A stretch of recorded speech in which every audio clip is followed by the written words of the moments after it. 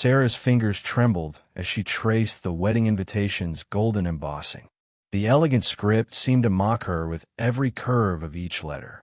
Michael Thompson and Emmett request your presence. The words blurred through her tears, but she couldn't look away. Emma, her own sister, the woman who had shared her childhood bedroom, borrowed her clothes, and promised they would be each other's maid of honor someday. Now Emma would walk down the aisle to marry the only man Sarah had ever truly loved. 3 years had passed since that devastating autumn evening when Michael chose Emma over her. 3 years since Sarah's world crumbled like ancient parchment in the rain. She remembered every detail of that night with painful clarity. The way Michael's eyes avoided hers when he delivered the news. How Emma stood behind him, her hand protectively placed on her barely visible pregnant belly. The silence that followed his confession felt like an eternity stretching between what was and what could never be.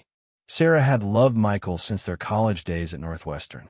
They met in Professor Morrison's philosophy class, where heated debates about moral relativism often extended long after the bell rang. Michael's passionate arguments about justice and ethics drew her in like a moth to flame. His dark eyes would light up when discussing Kant's categorical imperative, and Sarah found herself falling not just for his intellect, but for the gentle way he helped struggling classmates understand complex theories. She thought their connection was unbreakable, woven from late-night study sessions, shared dreams, and whispered promises under the campus oak trees. But love, Sarah learned, could be as fragile as morning frost. One reckless night, one moment of weakness between Michael and Emma at a family gathering, and everything changed. Emma, who had always been the rebellious sister, the one who dated bad boys and lived for the moment, had somehow captured the heart that Sarah believed belonged to her.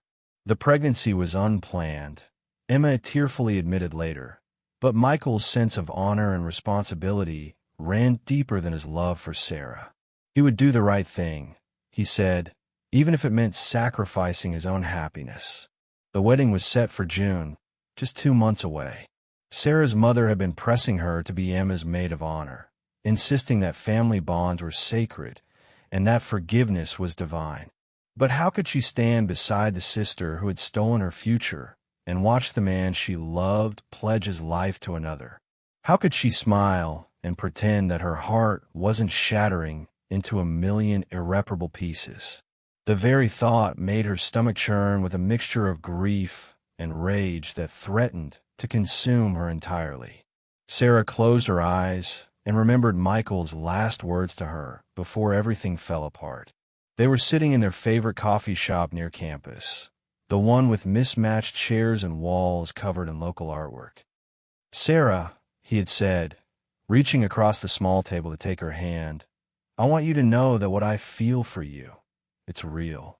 It's deeper than anything I've ever experienced. But sometimes life forces us to make choices that go against our hearts. Sometimes doing the right thing means breaking the hearts of the people we love most." His voice had cracked on those final words, and Sarah saw tears threatening to spill from his eyes. Now, holding the wedding invitation, Sarah felt that familiar ache in her chest. The pain had never truly faded. It had just learned to hide in the shadows of her daily routine.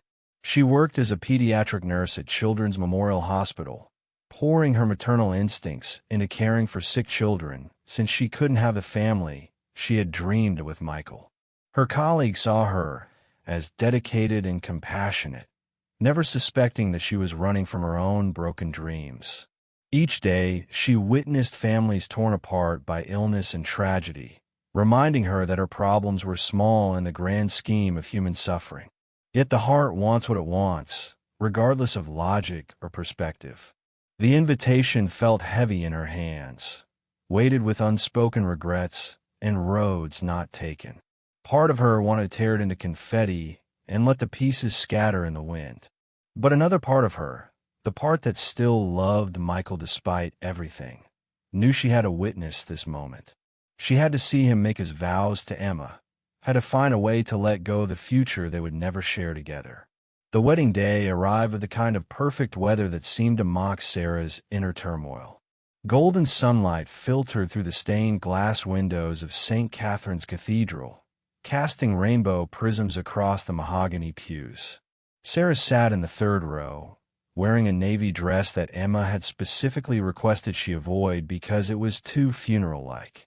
The irony wasn't lost on her that this day felt exactly like a funeral, the burial of her dreams and the death of her naive belief that love always conquered all. Emma looked radiant in her vintage lace gown, the fabric flowing gracefully over her now obviously rounded belly. At 6 months pregnant, she glowed with that ethereal beauty that expectant mothers often possess. Sarah watched her sister glide down the aisle on their father's arm, smiling at the guests who had gathered to celebrate this union. There was no trace of guilt in Emma's expression, no acknowledgement of the pain she had caused. She looked like a woman who had found her fairy tale ending, completely at peace with the choices that had brought her to this moment. Michael stood at the altar in his charcoal gray suit, hands clasped behind his back, watching his bride approach. Sarah studied his face, searching for any sign of regret or uncertainty. His jaw was set with determination, but she noticed the slight tension around his eyes, the way his shoulders seemed to carry an invisible weight. When Emma reached him and took his hands, he smiled, but Sarah knew him well enough to recognize that it didn't reach his eyes. This was duty masquerading as joy, honor disguised as love. The ceremony proceeded with traditional vows and readings about love being patient and kind. Sarah bit her tongue when the priest spoke about marriage being a sacred bond between souls destined to be together. She wanted to stand up and scream that destiny had nothing to do with this union, that it was built on accident and obligation rather than the deep, abiding connection she and Michael had shared. Instead, she sat in polite silence, her fingernails digging crescents into her palms as she fought to maintain her composure. After the ceremony, the reception was held at the elegant Fairmont Hotel downtown. Sarah found herself seated at a table with distant cousins and family friends who made awkward small talk about her single status and career. "You're next," they said with the kind of false cheer that made her want to disappear entirely.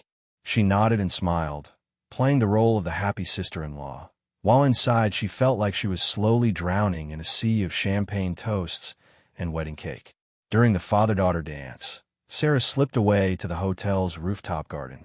The city sparkled below her like scattered diamonds, and the cool evening air provided relief from the suffocating atmosphere of forced celebration.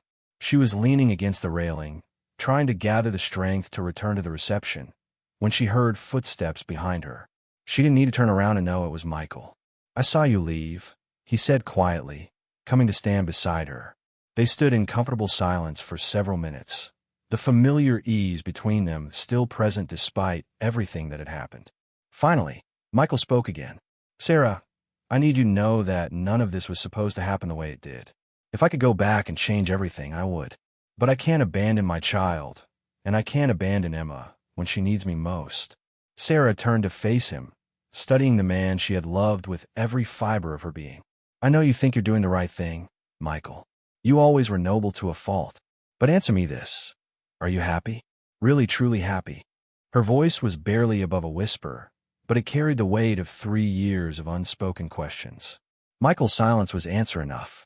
He looked out over the city lights, his hands gripping the railing so tightly his knuckles turned white. "Happiness isn't always the most important thing, Sarah. Sometimes sacrifice is necessary for the greater good. My child deserves a father who's present, who tries to make his marriage work, even if..." He trailed off, unable or unwilling to finish the thought. "Even if you're in love with someone else," Sarah completed for him. The words hung in the air between them, like a bridge neither dared to cross.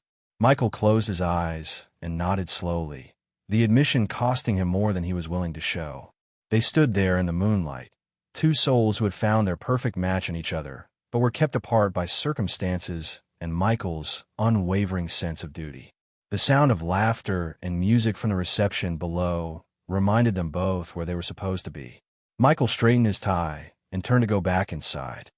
I should get back to Emma. People will notice if I'm gone too long. He paused at the door to the stairwell and looked back at Sarah one final time. I'm sorry, Sarah, for everything. I hope someday you can find the happiness that I can't give you. As Michael disappeared back into the celebration, Sarah remained on the rooftop, her heart breaking all over again. She had hoped that seeing him marry Emma would provide closure, would finally allow her to move on with her life. Instead, his confession had reopened wounds that had never properly healed, leaving her more lost and confused than ever. 5 years passed like pages torn from a calendar, each month carrying Sarah further from that painful wedding night, but never quite far enough to forget. She had thrown herself into her work with renewed determination, earning a promotion to head nurse in the pediatric intensive care unit. Her colleagues respected her dedication and skill, but none suspected that her fierce commitment to healing children stemmed from her own need to fill the void where her dreams of motherhood with Michael once lived. Sarah had moved to Seattle, putting 2,000 miles between herself and the life she couldn't have. The Pacific Northwest suited her melancholy mood, with its gray skies and constant drizzle that matched the weather in her heart. She rented a small apartment overlooking Puget Sound, where she could watch the ferries carry passengers to destinations unknown, each one representing the escape she wished she could make from her own memories. Meanwhile, back in Chicago, Michael's life had settled into a routine that looked perfect from the outside, but felt hollow within. He had built a successful law practice, specializing in family law, perhaps as a way to convince himself that he was genuinely committed to the institution of marriage and family. His son, David, was now 4 years old, a bright-eyed boy with Emma's adventurous spirit and Michael's contemplative nature. Michael loved his son with a fierce protectiveness, but the child served as a constant reminder of the choice that had cost him his true love. Emma had evolved from the carefree young woman who had once lived for the moment into a restless wife who seemed perpetually dissatisfied with her circumstances. She had quit her job at the marketing firm shortly after David was born, claiming she wanted to be a full-time mother. But motherhood hadn't fulfilled her the way she had expected. She found herself longing for excitement, for the thrill of new experiences that her stable married life couldn't provide. The routine of school pickups, playdates, and suburban dinner parties felt like a prison to her free spirit. The first crack in their marriage appeared during David's 3rd birthday party. Michael had been working late on a difficult custody case, leaving Emma to handle the party preparations alone. When he finally arrived, 40 minutes after the scheduled start time, Emma's smile for the guests couldn't hide the fury in her eyes. Later that night, after David was asleep, she confronted him with years of accumulated resentment. "You're never really here, Michael," Emma said, pacing around a pristine living room like a caged animal. "Even when you're physically present, I can see that your mind is somewhere else. Do you think I don't notice the way you look through me instead of at me? Do you think I don't know that you're thinking about her?" The accusation hung in the air like smoke from a fire that had been smoldering for years. Michael didn't deny it. He couldn't. The truth was that Sarah haunted his thoughts daily, her memory woven into every mundane moment of his life. When he read bedtime stories to David, he wondered what story Sarah would have chosen. When he attended school functions, he imagined how Sarah would have interacted with the other parents. His love for her had become a ghost that lived in the spaces between his words, in the silence between his heartbeats. The arguments became more frequent and more bitter.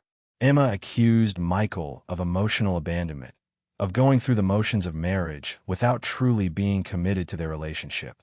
She was right, and they both knew it. Michael tried to be a better husband, bringing flowers home unexpectedly and planning romantic dinners, but his efforts felt forced and hollow.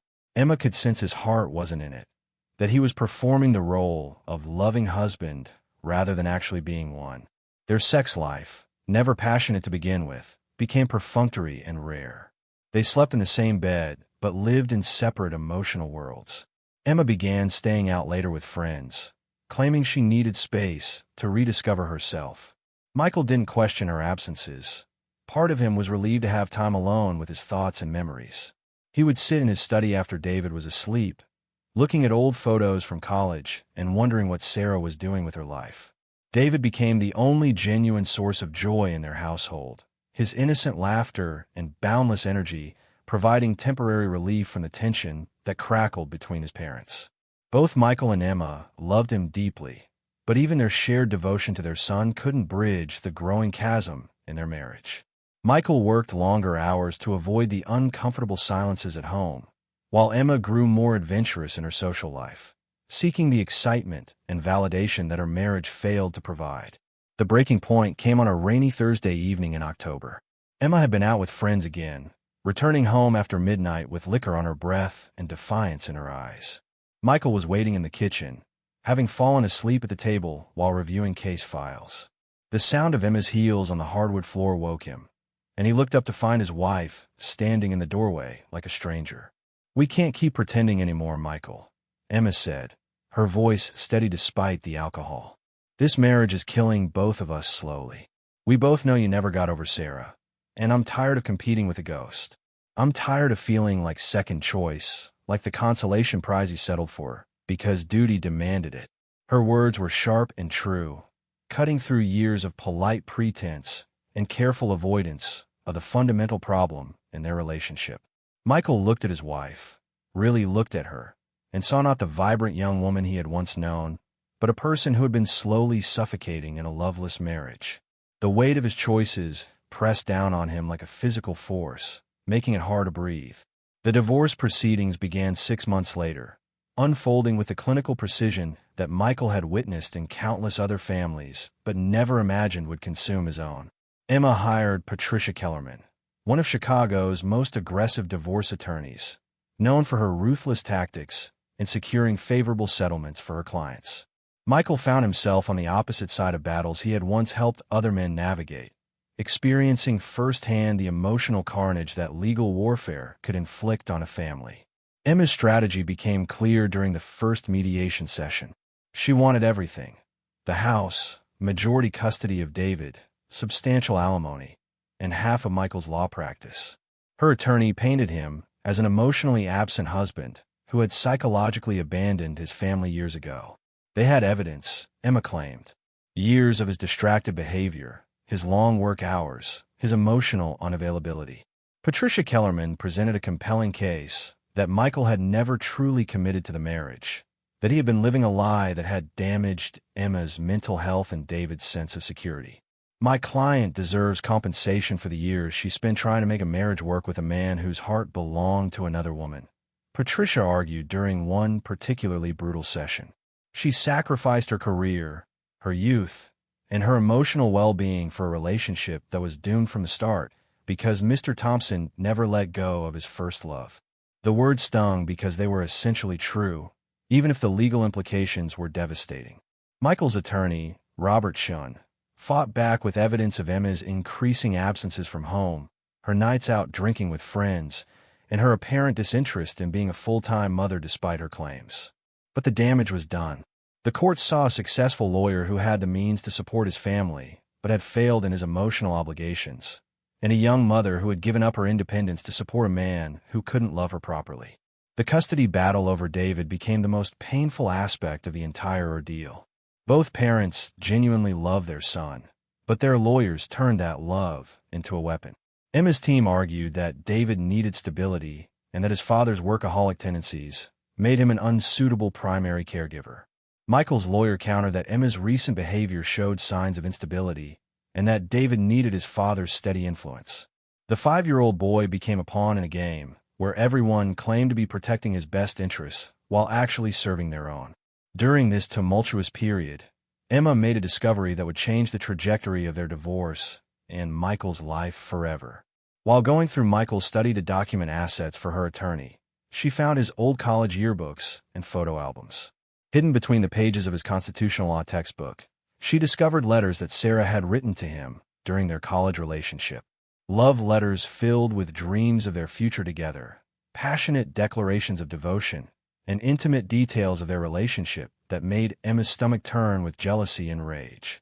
But more damaging than the old letters was what Emma found in Michael's computer. His internet browser history revealed that he had been following Sarah's life obsessively. He had looked up her nursing license, found her new address in Seattle, and even viewed her professional LinkedIn profile regularly. Most damning of all, Emma discovered that Michael had been saving money in a secret account, money that wasn't included in their joint financial disclosures. The account contained nearly $50,000, seemingly earmarked for something he hadn't shared with his wife. Emma's discovery provided her legal team with ammunition that transformed their strategy from seeking a favorable settlement to pursuing complete destruction. Patricia Kellerman filed motions claiming that Michael had been planning to abandon his family to reunite with Sarah, using the hidden money as evidence of his intent to deceive the court and his wife. They painted a picture of a man so obsessed with his lost love that he was willing to sacrifice his son's financial security to pursue a fantasy. The allegations made headlines in the legal community gossip circles.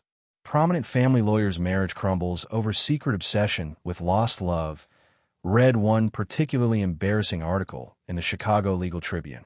Michael's professional reputation, built over years of ethical practice and community service, began to crumble under the weight of personal scandal.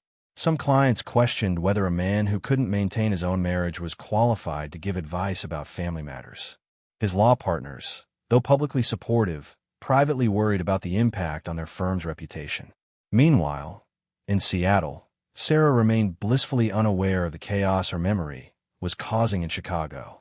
She had begun dating Dr. James Morrison, a pediatric surgeon at her hospital. James was kind, stable, and completely devoted to her.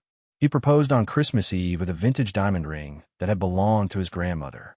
Sarah said yes, not because her heart soared with the kind of passion she had once felt for Michael, but because James represented the possibility of a peaceful, uncomplicated future. She had learned that sometimes love meant choosing security over fireworks, comfort over chaos. The irony wasn't lost on her that she was finally moving on with her life, just as Michael's world was falling apart. She had no idea that her old love letters were being read aloud in a Chicago courtroom, or that her professional accomplishments were being scrutinized by lawyers looking for evidence of Michael's continued obsession. She was planning her own wedding, choosing flowers and caterers, while the man she had once planned to marry was fighting for the right to see his son on weekends. Michael's life had become a cautionary tale about the dangers of marrying for duty rather than love. His attempt to do the honorable thing had created more pain and destruction than if he had followed his heart 5 years earlier. Now he faced losing everything: his son, his home, his financial security, and his professional reputation, as payment for a decision he had made with the best of intentions. The final court hearing arrived on a gray March morning that seemed to mirror the bleakness of Michael's circumstances. Judge Margaret Hoffman, a stern woman in her 60s known for her no-nonsense approach to family law, presided over the dissolution of Michael's marriage with clinical efficiency. The courtroom was nearly empty except for the lawyers, court staff, and a few curious onlookers who had heard about the scandalous case through legal gossip networks. Emma sat at the plaintiff's table wearing a conservative black suit that made her look both vulnerable and dignified. She had lost weight during the divorce proceedings, her face gaunt with stress and sleepless nights. Despite her victory in the legal battle, there was no joy in her expression, only the hollow satisfaction that comes from winning a war that nobody really wanted to fight. She avoided looking at Michael directly, focusing instead on her attorney's notes or staring out the tall windows at the Chicago skyline. Michael's financial world crumbled with each ruling Judge Hoffman announced. He was ordered to pay Emma $80,000 annually in alimony for the next 10 years, a sum that would strain even his successful law practice. The family home, worth nearly $600,000, went entirely to Emma, along with most of their joint savings and investments. His beloved law library, accumulated over years of practice, was divided in half, with Emma selling her portion to a used book dealer for a fraction of its actual value, seemingly just to spite him.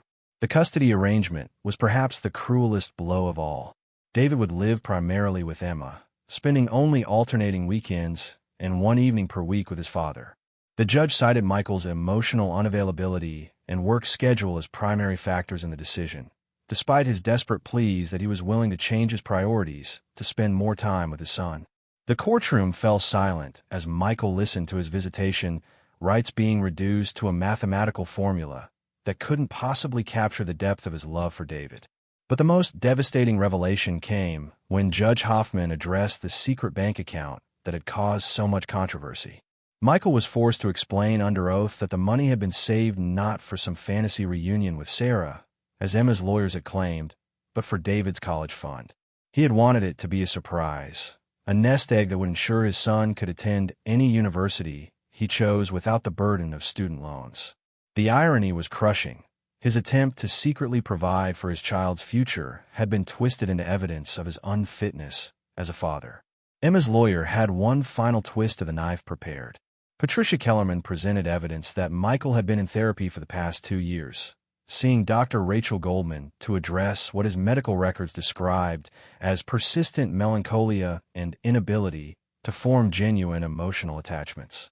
The therapy sessions, meant to help Michael process his feelings about Sarah and learn to be a better husband to Emma, were now being used to paint him as mentally unstable and potentially dangerous to his son's emotional well-being. The public humiliation extended beyond the courtroom. Michael's law partners, concerned about the negative publicity affecting their practice, quietly suggested he might want to consider establishing his own firm.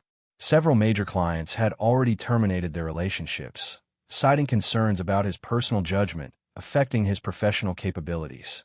The Chicago Bar Association launched an ethics investigation into whether his emotional state compromised his ability to represent clients in family law matters effectively.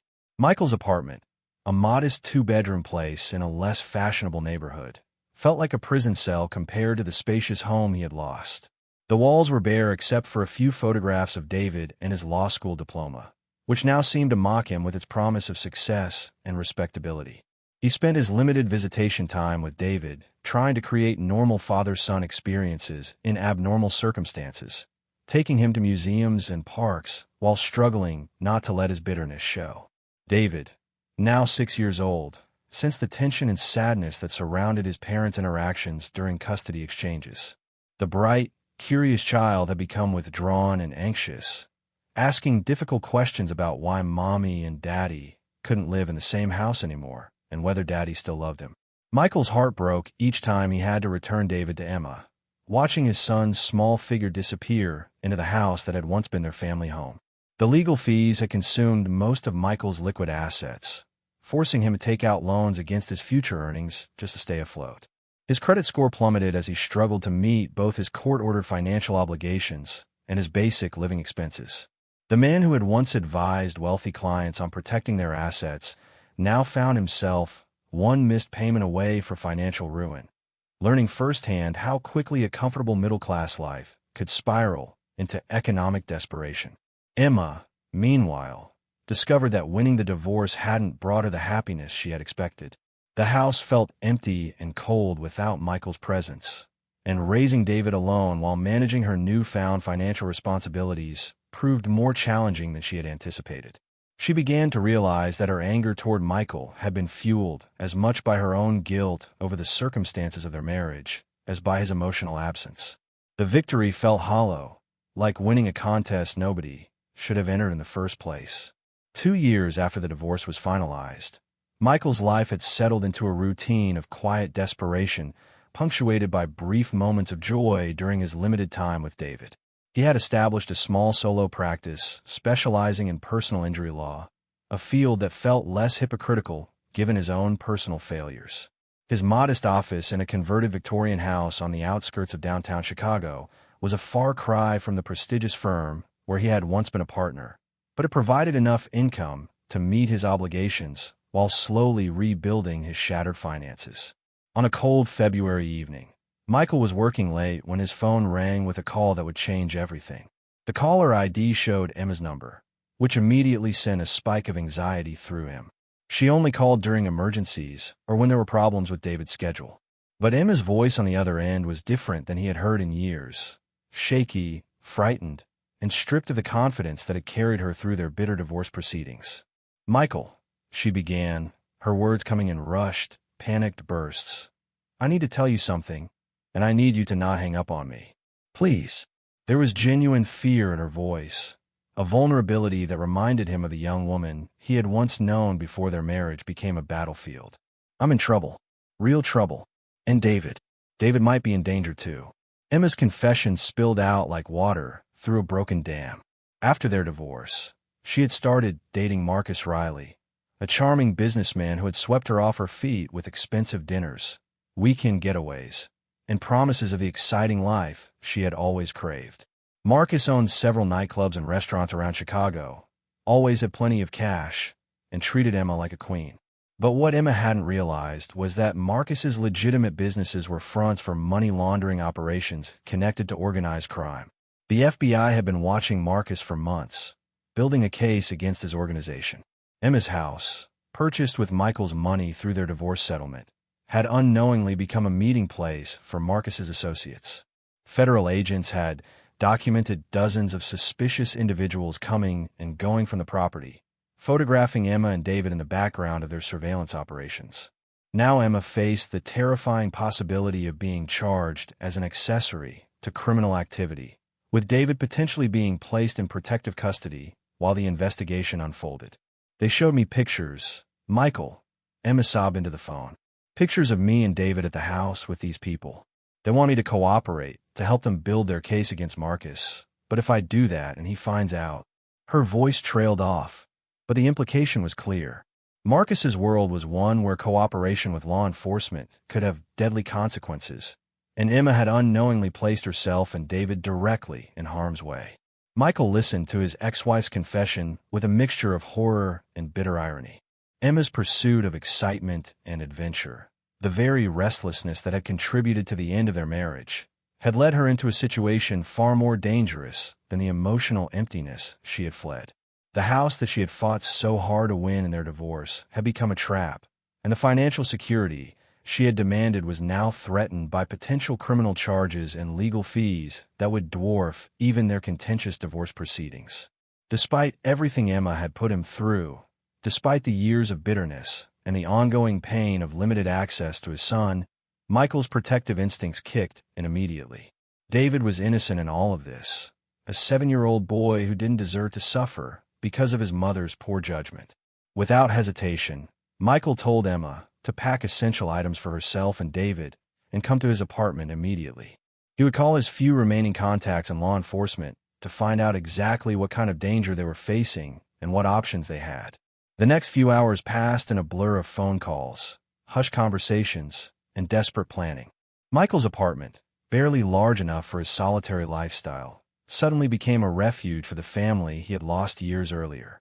David, confused and frightened by the sudden upheaval, clung to his father with an intensity that broke Michael's heart. The boy had no understanding of the adult complexities that had torn his world apart, but he sensed that something terrible was happening around him. Emma sat at Michael's small kitchen table, her designer clothes and perfect makeup now disheveled and tear-stained, looking like a lost child rather than the confident woman who had destroyed him in court. The weight of her choices pressed down on her as she realized that her quest for a more exciting life had not only endangered herself, but had put the son she loved in jeopardy. For the first time since their marriage began falling apart, she looked at Michael with genuine gratitude and recognition of the man she had once loved, the man whose steadiness and reliability she had taken for granted until it was gone. As dawn broke over Chicago, painting the sky in shades of pink and gold, Michael held his sleeping son while Emma dozed fitfully on his couch. The irony of their situation wasn't lost on him. Emma's victory in their divorce, her successful claim to everything they had built together, had become the very thing that now threatened to destroy her. The house she had fought for was under FBI surveillance. The financial security she had demanded was about to disappear in legal fees and potential restitution, and the custody arrangement that had favored her now looked like it might result in David being removed from both parents entirely. Michael looked down at David's peaceful face and made a silent promise that he would do whatever it took to protect his son, even if it meant helping the woman who had once tried to destroy him. Love, he realized, wasn't just about passion and romance. It was about showing up when the people you care about need you most, even when they least deserve it. The price of his choices 5 years earlier was still being paid, but perhaps there was still time to ensure that David didn't inherit the full cost of his parents' mistakes.